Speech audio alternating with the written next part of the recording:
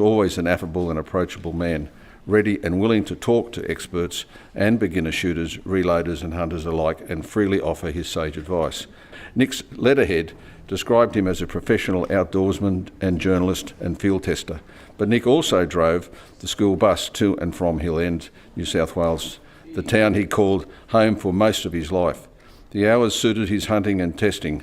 In an era very different from today, Nick would take a rifle on the bus and shoot feral animals out the window, much to the delight of local country kids.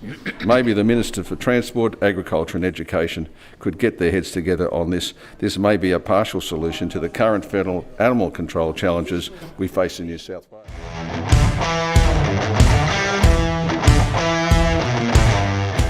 We support calls for condemning sexual abuse of animals, but we also call on Animal Justice, the Greens and the rest of the loony left to condemn the abhorrent and morally bankrupt views put forward by their darling of the Animal Justice Party, Professor Peter Singer, regarding bestiality. In recent times, Professor Singer has propagated a disturbing notion that it is acceptable for individuals to engage in sexual acts with animals under the guise of consent.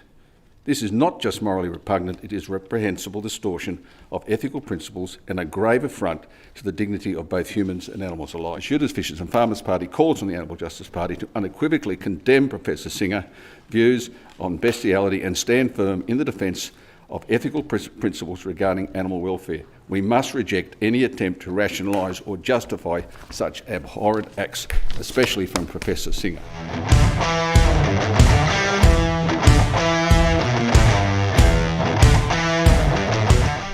Mr Deputy President, the critical role and importance of shooting ranges in New South Wales cannot be overstated, primarily because they serve as vital hubs for the development and promotion of safe shooting practices within our society. I am happy to say that our persistence and dedication have paid off, as evidenced by the reinstatement of a new program, $800,000 grant program by the current Labor government last year, which was already benefited 24 clubs and organisations across the state. The current Commissioner has no professional understanding of ballistics, nor the Deputy Commissioner, a fact borne out by questioning in recent budget estimates. His inconsistent verbal advice and arbitrary decision-making have left many club officials frustrated and disillusioned, undermining their confidence in the regulatory process completely. It's imperative that we involve genuine industry experts and professionals in range design and management.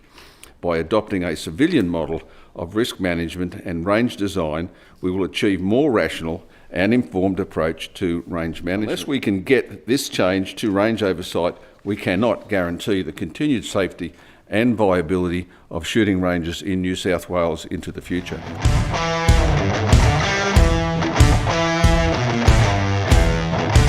This motion delves into the critical issues that strike at the heart of our societal values of equity, fairness and justice, centring on the challenges faced by men and boys in New South Wales today concerning health, education, homelessness and incarceration rates. There exists stark disparities between men's and women's health and well-being in our state. Government policy seems to assume men and boys don't matter.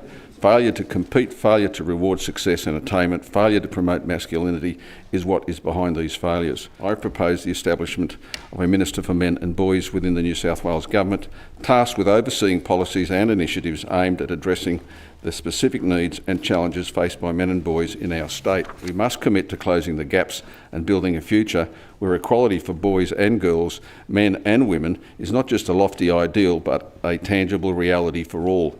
It is